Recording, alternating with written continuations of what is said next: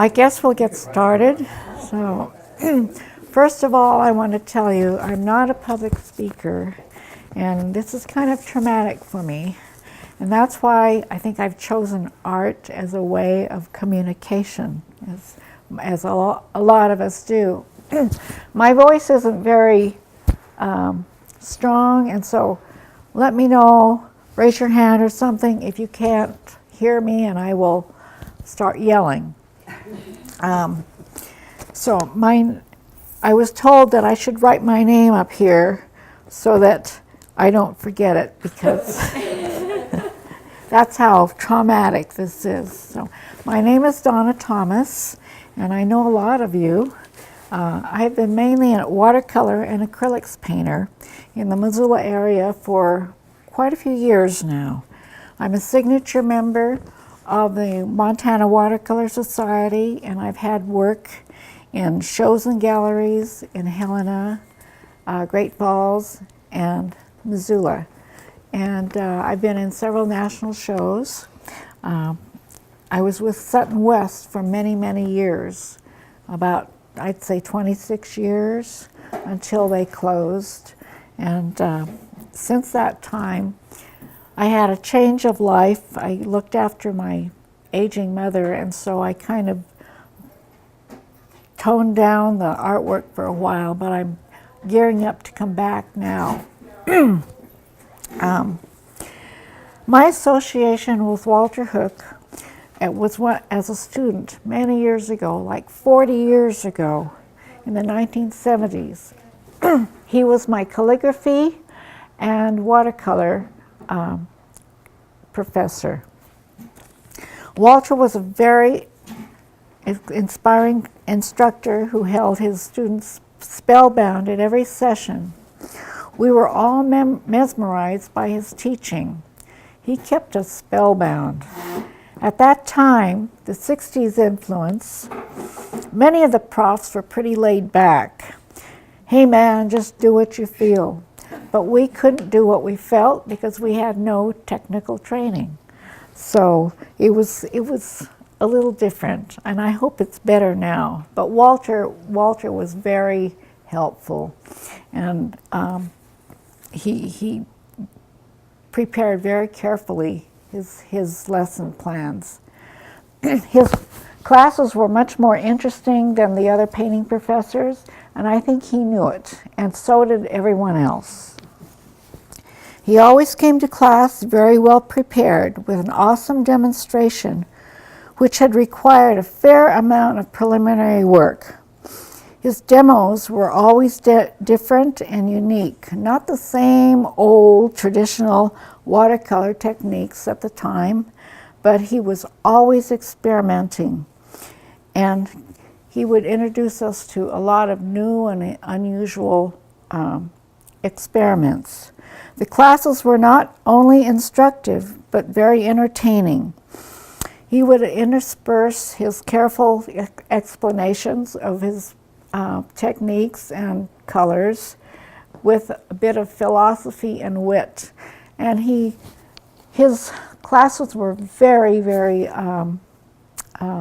casual, yet informative, and he seemed always at ease. His demos were so inspiring that we couldn't wait to try out the same techniques that he always showed us.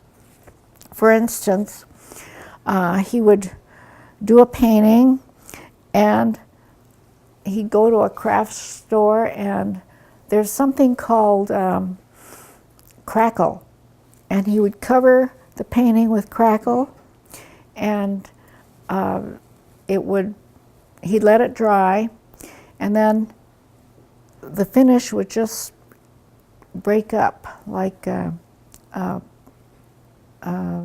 old china piece. And then he would take oil paint, brown oil paint, and cover it, and then wipe it off. And so the cracks would have these ancient-looking brown cracks in it, and it was very interesting. But this is just one example of a lot of the experiments he would do. He'd try anything and he'd paint on anything. So he always encouraged his students to not paint the same old subjects in the same old way, but to break out and try new techniques and keep branching out into new territory. Generally, we would have a day a week when he would critique our completed works. For the whole quarter, he had tried to get one of his students to break out of the same old rigid style. I think that he finally gave up on that student, and he quit coming to class. However, that same student is now internationally famous and is doing financially better than 95% of us. So,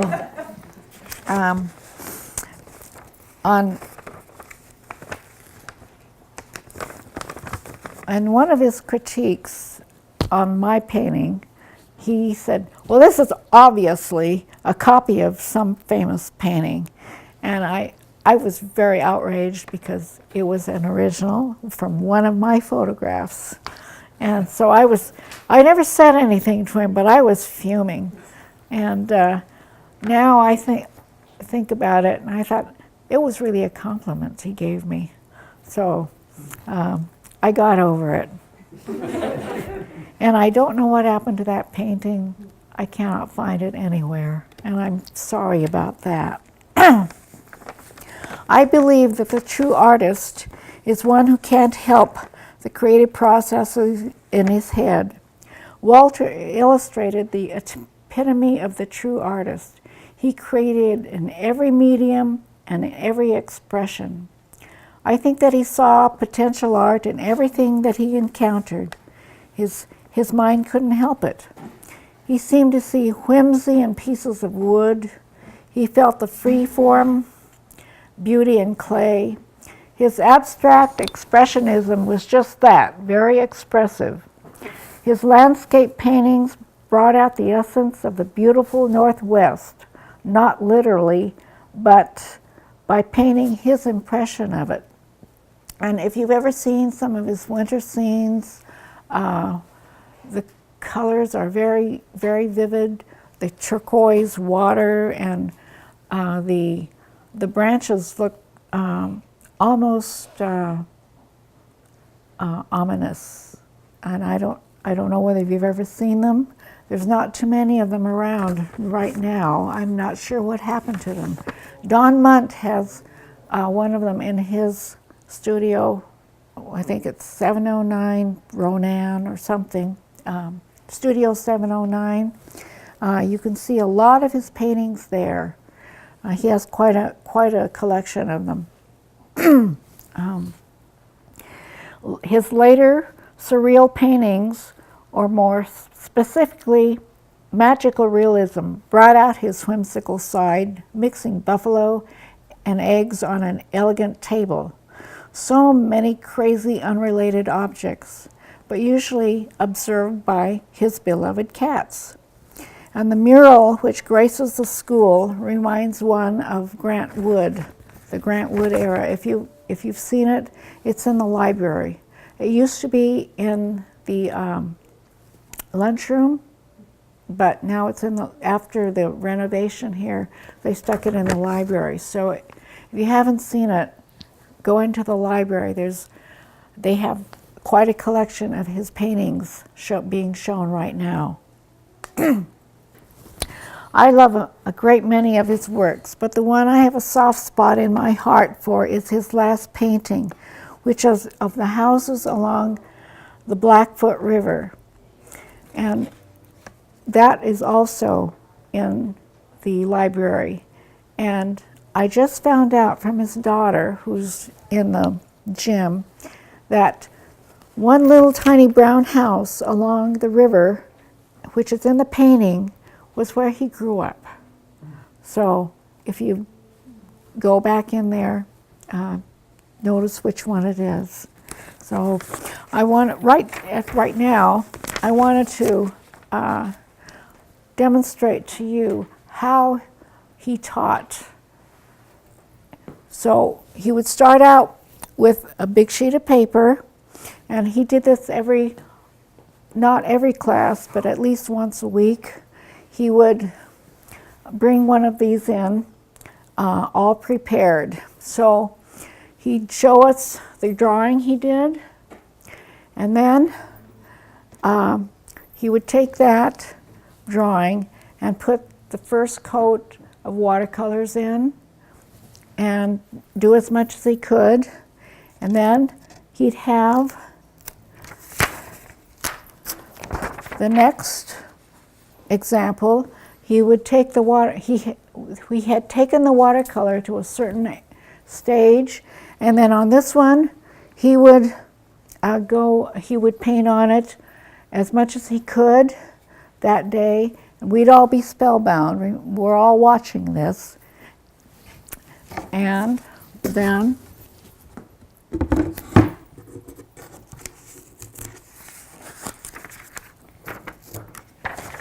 he would take the next one as far as he could to the next stage, and then he'd have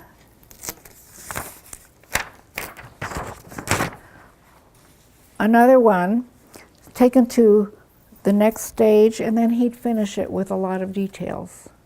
So that's what he did at least once a week.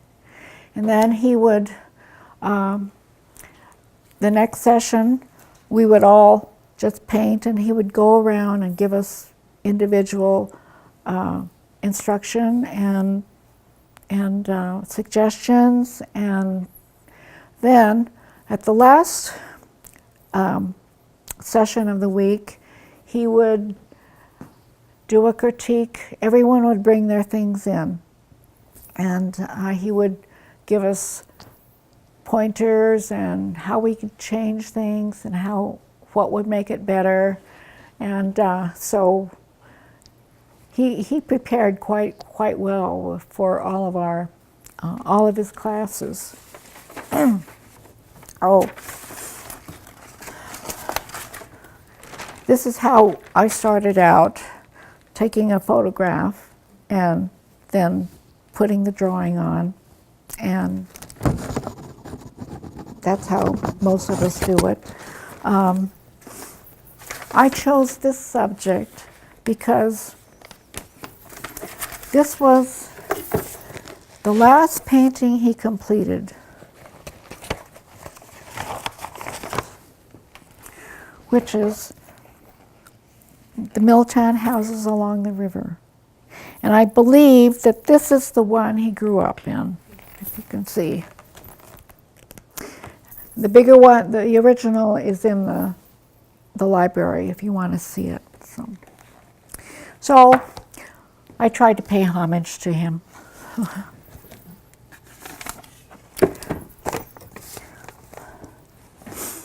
Not only was he visually creative, but he was very glib with words. For instance, his UM classes were so captivating that the general public would show up, and they would just drift in, and at first he tried to keep them out, but and tell them to leave, and they kept coming, so he just finally gave up. He just let the whole herd in. After all, we were paying tuition, and they were all getting on scot-free. If someone asked a question, and depending how ornery he felt at the time or that day, he would answer with somewhat tongue-in-cheek reply, which is generally regarded as the gospel truth by everyone. He would create a diatribe of verbal gymnastics and just give this very profound explanation, and people would go, oh, yeah. And sometimes he would get this scholar in who would try to explain, well, this is what he meant. You know, this means death, and this means something else. And he'd say, yes, that's exactly what I meant. When just to be ornery and not bother with it. He once told us that artists were more or less regarded as less than the cream of the crop. But he was regarded as legitimate. He had authority because he had a degree in physics and math, and he had worked in these areas. So he was okay. He was acceptable. He was an artist that was acceptable because he had all this behind him. So the rest of us, were kind of... My personal experience with Walter, he was always so even-tempered and serene. But he always had time for everyone, a very generous man. He always tried to make his work affordable for everyone. When I was a student, I went to his house with the hope of being able to buy a painting. I left with a framed hand-colored print for $20. So he did his own framing and matting, and he just made it affordable for everyone. When a group of former students approached him for an exhibit to fund the old warehouse studios, he came with a generous collection of 25 low-price paintings so that everyone would be able to afford it and help to fund the warehouse. Well, what happened was a collector came in and bought almost all of them. So that took care of all of us poor people who could afford these low-price paintings of his. Walter will always have a special place in my heart. This story just illustrates what a caring and generous person he was. I was what they call a non-traditional student. It was always my longing to go to college and get an art degree, but I was unable to go after high school. I just accepted it and went on with my life. But the desire to attend college would not go away. I would attend night classes wherever I lived. After I married and had a family, the yearning to get an art degree did not lessen. My husband, who was with the Forest Service, was transferred to Missoula, and bingo, there was the U of M, and so accessible at that. I attended school here for several years, all the while living in fear that we would be transferred to another city before I could finish school. And that's what happened. You cannot imagine how distraught I was. I needed a certain amount of credits from UM to graduate here. I lacked that amount, plus some required classes, which in the end I was able to take at University of Wisconsin and transfer them back here. I thought about all kinds of solutions to be able to graduate here. One day, soon after, Walter called me into his office and told me that he'd been thinking about my situation. He suggested that I sign up for the required 12 credits for an independent study of experimental watercolor techniques. I would keep taking incompletes for the course until I completed 75 paintings, at which time I would send them to him, and he would critique them, grade them, and I would receive the credits I needed. I did just that, and he did just that. Sent them back along with a long, meaningful letter, which I still cherish, and I have kept that letter. But I was talking to George Gogas right before this session, and he said that Walter, this was not uncharacteristic of Walter. He would help people all along the way, and he did this for a long time. So I had to finish my paintings before he retired, because when this all occurred, he was planning on retiring in a year. So I really buckled down.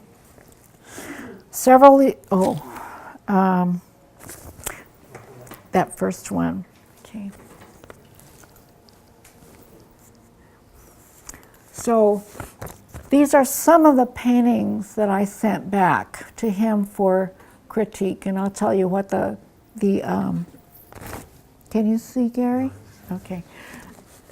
Oh, should I turn the lights off? It's the left on the bottom. Oh, thank you.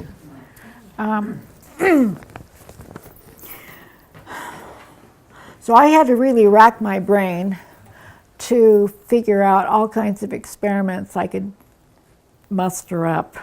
So this one, I used kind of a batik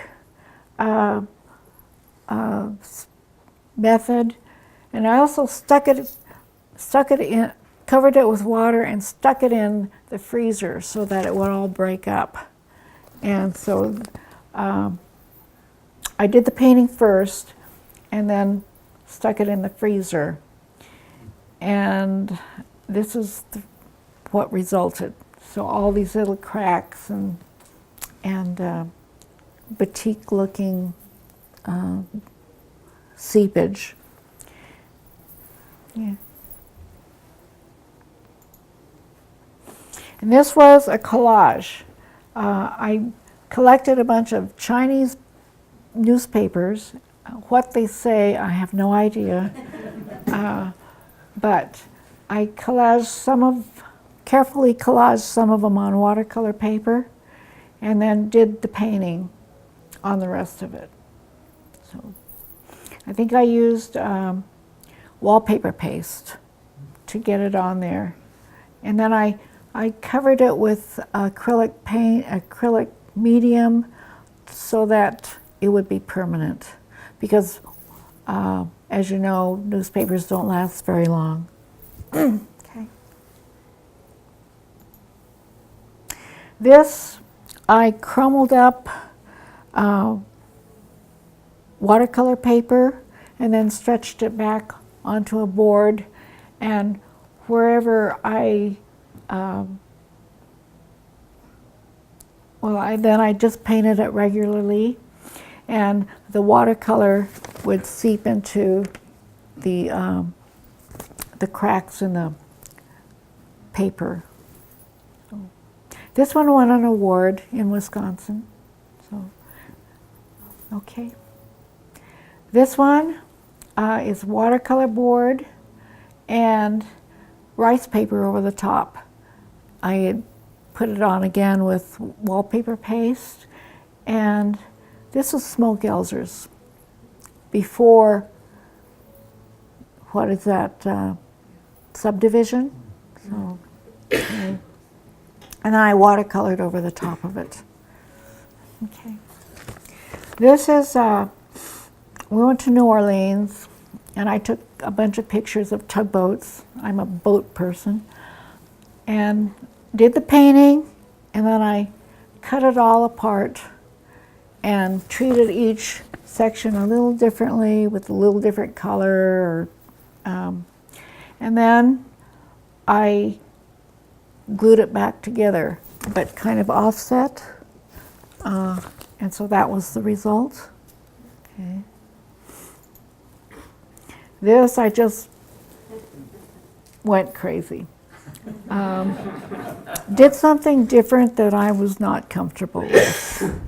And used pink, which I hate, and just made a mess. Okay.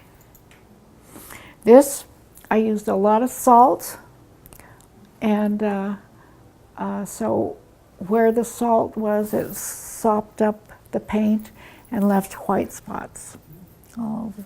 And I tried to make it look like a wave breaking. So, okay. This is also a collage. My grandfather worked here in Bonner and Evero in 1904 on the railroad. And so I kind of did this thing with him in mind. But it's also a collage of Chinese newspapers and the old steam train.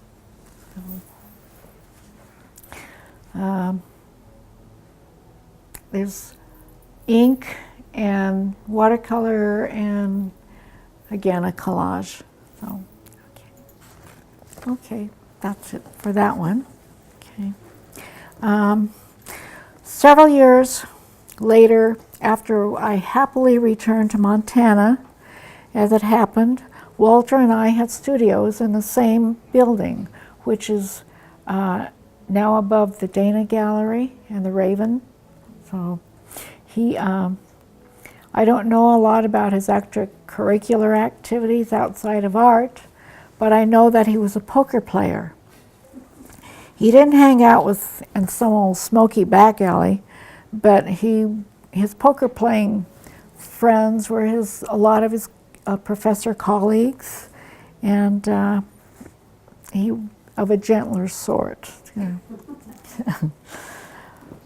Walter had a generous heart, but physically a weak one, and he had several surgeries. He had one early on, and then in 1989 he had another surgery. And a week before his surgery, his last surgery, he went around town and settled up all of his debts. So, and I was told this by Bill Hutchison, who owned Da Vinci Galleries. Walter came in and told him that yes, he was going around to everyone and paying all of his bills. He never made it out of that surgery, sadly. He was only 70 years old, and I was amazed at all he accomplished in those 70 years. So I'll be 72 soon, so I'd better start buckling down. To me, he was a very special and dear person who I feel greatly indebted to. I will be forever grateful to Walter for his help. If he had been in Japan, he would have been designated a national treasure. The Japanese regard their revered artists as national treasures, and I think he would have truly been one of them. And at least he's one of our state treasures. Now, I have a few slides of my own. Originally, I had just focused on Walter with his work, but I saw the poster that they came out with for this, and it said they were featuring some of my art. So I thought, okay, I'd better do something really quickly, which was hard because all my slides are on, all my images are on slides which are now ancient and out of date. So I had to do some really fast work. And so I had help digitizing some of the slides, and I fortunately have some of my later work on, I took digital pictures of them, so I did have those, but I don't have most of them. But you don't want to see everything anyway, so I tried to put together what I had, and Al here helped me so much today. So again, I apologize for my technical ability. So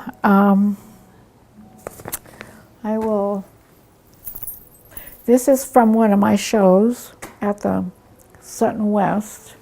It's just an example of an urban scene. It's We Buy Anything, and it's still around there. I haven't gone in there lately, but I imagine it's just as junky as it ever was. So, okay. If you have any questions, be sure and raise. Okay. This is another urban scene, Wardens, and this was also part of the same show. Okay. I have done a series of farmers market scenes. Some of them are quite large, and some of them I did a lot of smaller ones. Like Walter, wanted to make things affordable. So, okay. This was a large one. And I would go to the farmer's market and just take snapshots of people. A lot of times I use the same old backgrounds, but change the foreground, the people, the settings. Okay. Another farmer's market scene of one of the booths there. This was a commission I did a couple years ago. Parker's Produce. That gentleman there is Mr. Parker. And at one time he was a market master. So this was a commission for his daughter. Okay. Flowers. I like to do flowers if they're not literal. I like to kind of to give my impression of them. So this is a farmer's market, group of one of the buckets of flowers that I found at the market, and the next one is too. So this was a national show. So, okay. People. I don't know whether you know Shooty, what's his name? Schubert. John Schubert. He was a band director for District 1, and he was always so animated. I tried to capture that. So, this is a couple of a duo that used to play at the farmers market a lot and for weddings, and they had beautiful music, and I tried to capture the spirit of the market with them. Okay, you can go to the next one.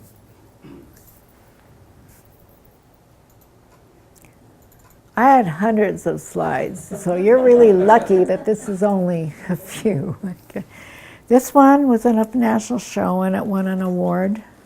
This is the harbor at Dayton, the boatyard at Dayton. I changed the background a little bit, but okay. This is a farm in McCall, Idaho that doesn't exist anymore because there's a subdivision there. So, and a lot of it's kind of sad. I'm glad I have some of these because they are no longer pastures. They're big subdivisions with summer homes that people aren't living in very often. Okay.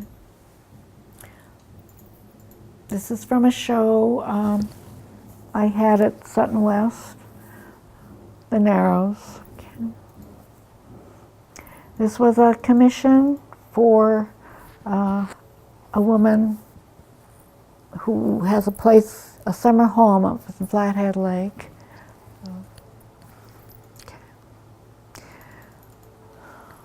Erin, do you recognize that?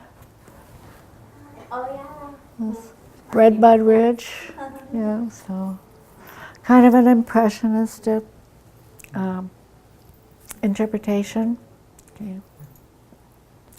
This is Bitterroot River, and I've been wanting to do a show of the waterways in the Northwest or Montana, and I haven't been able to get any further than this.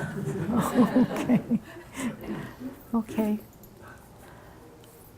I'm very partial to nature subjects and just, kind of intimate looks. So this is cottonwood leaves, which we see all the time, but to me they're kind of very artistic. Okay. Floating leaves. This was done for a booklet done by the Montana Watercolor Society. Okay. More floating leaves. I find myself very enthralled with water scenes, looking down into the water. I think that comes from canoeing, because it's so restful to look down in the water and just drift up here. Okay. This was an experiment done by using paper that is no longer in stock anymore. But I just splashed, and this is how I do a lot of paintings, just started by splashing colors onto watercolor paper and then pressing plastic or something over it, see what happens, and then do the composition from whatever's there on the paper. Okay. This was done for an environmental show. It's called Nothing Does It Like 7-Up. It was against the 7-Up mines up the Blackfoot. So I started out with live cutthroat trout and dead ones at the bottom. Okay.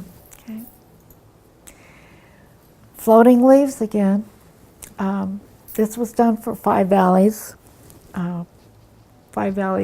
Land Trust auction. And I think that's it for my work. So I wanted, oh, not quite. Leaves again in the snow, melting snow, after a Chinook wind. Okay. So, do you have any questions about Walter that I might be able to answer? Thank you so much for coming.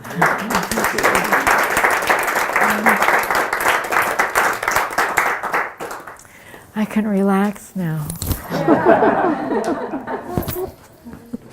So, thank you for coming. Great. Bye.